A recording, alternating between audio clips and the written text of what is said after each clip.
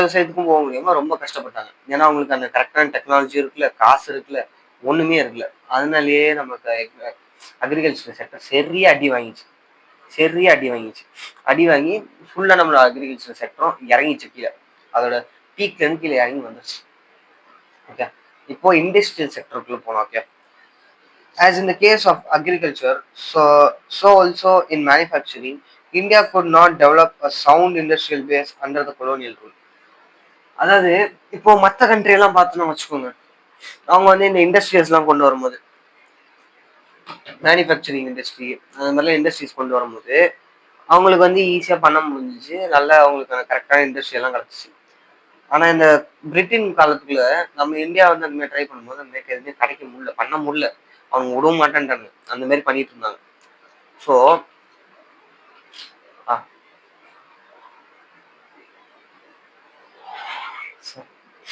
So இப்போ இந்த மாதிரி விஷயத்துல அவங்க ப்ராப்ளமா இருந்தாங்க. So even as countries even as the country's world famous handicraft industries declined, no corresponding modern industrial bases was allowed to come up to take pride of the place as long enjoyed by the former. Okay.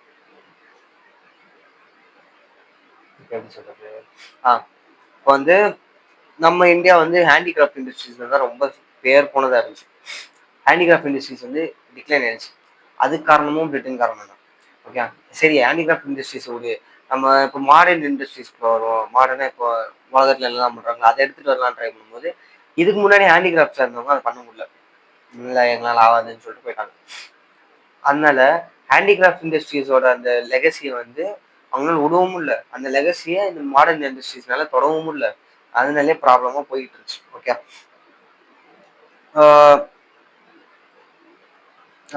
The primary motive of the colonial government behind this policy of systematical deindustrialization India was twofold. Intention was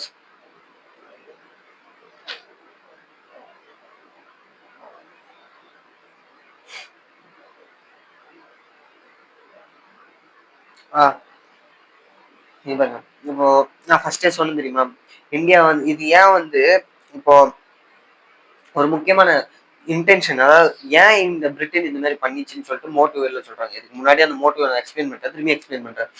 so ஏன் இந்த Britain வந்து மெயினாக அதை திரும்பி பண்ணிச்சுன்னா, இந்த மாதிரி systematical டீஇண்டஸ்ட்ரியலைசேஷன், அதாவது industrialisation வந்து நம்ம வந்து இன்னும் இண்டஸ்ட்ரீஸ் மேனுஃபேக்சரிங் யூனிட்ஸ்லாம் எடுத்துட்டு வந்து இன்னும் கொஞ்சம் வளரும். டீஇண்டஸ்ட்ரியலைசேஷன் நல்லா பண்ண முடியாம அதை எல்லாத்தையும் சைடில் ஓட்டிட்டு நம்ம இண்டஸ்ட்ரியலைசேஷனே பண்றது கிடையாது. அது மாதிரிலாம் டி இண்டஸ்ட்ரியலைசேஷன். ஓகே. அந்த டீஇண்டஸ்ட்ரியலைசேஷன் ஏன் இந்த பிரிட்டன்காரன் வந்து இந்தியா மேல பண்ணனா, அதுக்கு ரெண்டு விஷயம் இருக்கு. நான் சொன்னல முன்னாடி ஒரு 2 பாயிண்ட் சொன்னேன், எதுக்கு பிரிட்டன்காரன் இதெல்லாம் பண்றான்னு சொல்லிட்டு.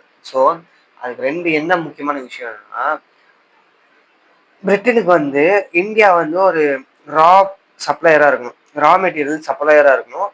ஏன்னா அவனோட பிரிட்டன்ல இருக்கிற அவனோட நாட்டுல இருக்கிற அந்த இண்டஸ்ட்ரீஸ்க்கு வந்து பொருட்கள் வேணும், மேனுஃபேக்சர் பண்றதுக்கு பொருட்கள் வேணும். அதுக்காக இந்தியாவை யூஸ் பண்ணிக்கிட்டான். ஓகே. அதுதான் வேணும் அப்படின்னு சொல்லிட்டு இந்தியாவை யூஸ் பண்ணிக்கிறான். ஸோ இந்தியாவை நம்ம எப்படியே இண்டஸ்ட்ரியலைசேஷன் பண்ண விட்டோம்னா அவனுங்களும் ஒரு மிஷினை கண்டுபிடிச்சிட்டு அவனுங்களும் வந்துருவானுங்க நம்மளுக்கு ஈக்குவலா. அப்படிலாம் பண்ணக்கூடாதுன்னு சொல்லிட்டு அதெல்லாம் நிறுத்தினாங்க. அதெல்லாம் பண்ணக்கூடாது அப்படின்னு சொல்லிட்டு கோல்ட் மேல வேலை பண்ணி பார்த்துட்டாங்க. அப்புறமா செகண்ட் பாயிண்ட் என்னதுன்னா, இண்டஸ்ட்ரியலைசேஷனுக்கு அப்புறம் சாரி இந்த ரா மெட்டீரியல்ஸ்க்கு அப்புறம் இந்தியா வந்து ஒரு ஸ்ட்ராலிங் மார்க்கெட்டா இருக்கணும். மார்க்கெட்னா எப்படி சொல்றது, நான் சொன்னல செகண்ட் பாயிண்ட், இந்தியாவோட மெட்டீரியல்ஸ் எல்லாம் எடுத்துட்டு ரா மெட்டீரியல்ஸ் எல்லாத்தையும் எடுத்துட்டு பிரிட்டன்காரன் அவன் நாட்டுல போய் அவனோட மிஷின்ல போட்டு செஞ்சுட்டு அந்த விஷயத்த எடுத்துட்டு வந்து இந்தியால வச்சு விற்பான். ஓகே. இதுல வந்து இன்னொன்னு இருக்கு,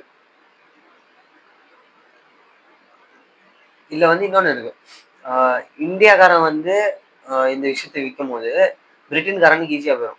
அவனுக்கு வந்து எப்படி ஈஸியா போனா, அவனுக்கு வந்து மேக்சிமம் அட்வான்டேஜ் ஆயிடுச்சு. அவனுக்கு மேக்சிமம் இன்கம் அவனுக்கு வந்துடும். என்னதான் இந்தியால வச்சு அதை வித்தாலுமே, இந்தியா காசுங்க வித்தாலுமே அந்த காசை பிரிட்டனுக்கு தான் அவனுக்கு கொடுத்தாகணும். ஸோ பிரிட்டனுக்கு தான் மெயினா எல்லா காசும் போயிட்டு இருந்துச்சு. அவங்களுக்கு தான் காசும் போச்சு, பொருளும் போச்சு, எல்லாம் அவங்களுக்கு தான் போச்சு. நம்மளுக்கு எதுவுமே கிடைக்கல. அதனாலதான் நம்மளோட பர் கேபிட்டல் இன்கம் வந்து 2% கீழே இருந்துச்சு. 2% கீழே இருந்துச்சு. அது காரணம் இதுதான். இந்த மாதிரி ரெண்டு விஷயம். அக்ரிகல்ச்சரல் செக்டர்லயும் அடி கொடுத்தானுங்க. நம்ம சாப்பாடு விவசாயில இருந்து காசு விவசாயம் மாத்தினானுங்க. அதே மாதிரி அது ரெண்டுத்தையும் பண்ண முடியாம நம்ம திண்டானவும் விட்டாங்க. அதுக்கப்புறமா சரி இண்டஸ்ட்ரியல் செக்டர்லயாவது நம்ம எப்படியாவது போலான்னு பார்த்தா அதுலயும் அடி கொடுத்தாங்க. அதுலயும் அடி கொடுத்து நம்மள வெறும் ஒரு ரா மெட்டீரியல் சப்ளையராகவும் ஒரு மார்க்கெட்டாகவும் மாத்திட்டாங்க. மாத்தினானுங்க. அதுக்கப்புறமா கொஞ்சம் கொஞ்சமா இந்த சண்டை விட்டு வெளியே வரணும். ஸோ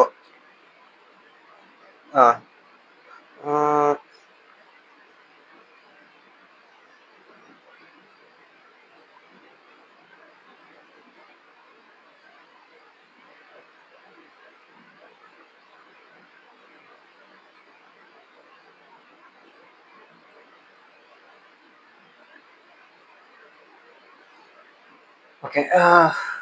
இப்போ இந்த மாதிரி ஹேண்டிகிராஃப்ட் இண்டஸ்ட்ரீஸ் வந்து ஃபுல்லா டிக்ளைன் ஆச்சு.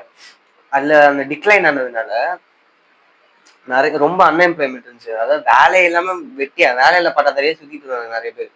ஓகே. அதனால அன்எம்ப்ளாய்மெண்ட் இருந்துச்சு நம்ம நாட்டுல. அதே மாதிரி இந்த மாடர்ன் மேனுஃபேக்சரிங் வருதுல பிரிட்டன்ல இருந்து, அதையும் அவங்களால கீப் அப் பண்ண முடியல. அதனாலேயே அவங்க ரொம்ப அடி வாங்கி கீழ் சோர்ந்துட்டாங்க.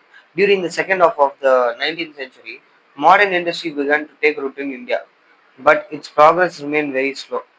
என்னதான் ரெண்டாவது ரெண்டாவது second half of the 19th சென்ச்சுரியில மாடர்ன் இண்டஸ்ட்ரி இந்தியாவில் ஆரம்பிச்சாலுமே அது வந்து ரொம்ப ஸ்லோவாக தான் போச்சு. வந்த உடனே ஆஹா ஓஹோலாம் போல, ரொம்ப ஸ்லோவாக தான் போச்சு. Okay.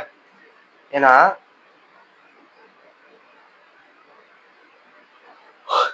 initially this development was confined to the setting up of cotton and jute in textiles. அதாவது காட்டனையும் ஜூட் இந்த மில்ஸ் தான் வைக்கிறதுல இருந்துச்சு.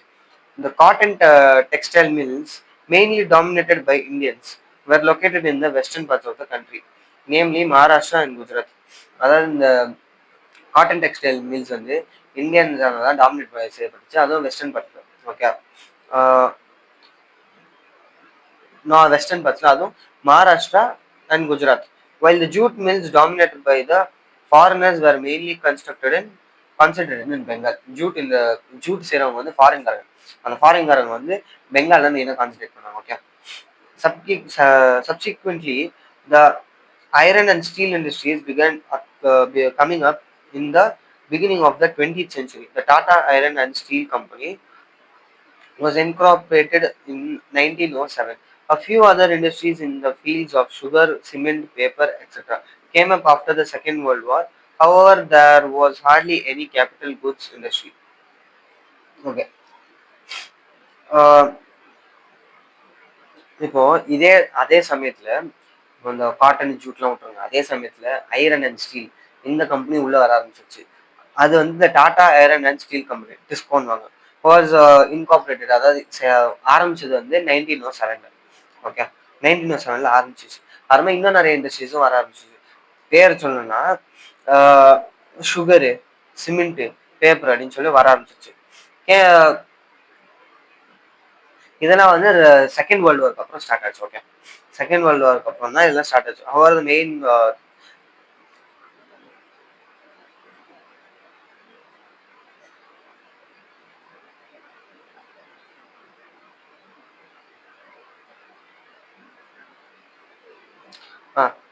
so however there was hardly any capital good industries to help promote further industrialization in India. அது capital goods industries என்னதுன்னா that industries which make tools. Okay. டூல்ஸ்னா இப்போ நம்ம சொல்றது கத்திரிக்கோல், சுத்தியல், அந்த மாதிரி டூல்ஸ் மேனுஃபேக்சரிங் வந்து இருக்குல்ல.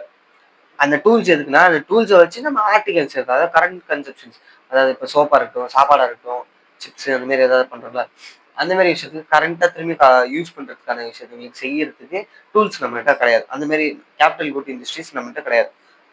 Okay. The establishment of the few manufacturing units here and there was no substitute to the near wholesale displacement of the country's traditional handicraft industries.